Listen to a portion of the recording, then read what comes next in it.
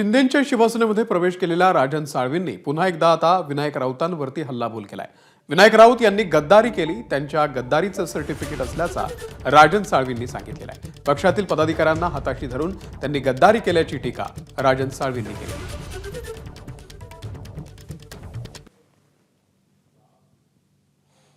पक्षामध्ये राहूनच पक्षातल्या पदाधिकाऱ्यांना हाताशी पकडून मतदारसंघामध्ये ज्या पद्धतीने गद्दारी केली ह्याची उदाहरण द्यायची गरज नाही आणि म्हणून नेती कोणाला सोडत नसतील।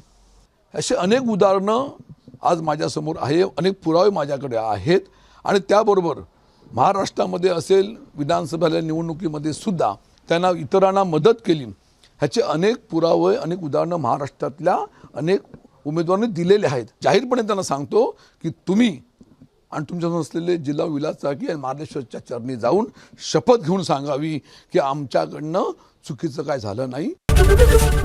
एबीपी माझा, उघडा डोळे बघा नीट।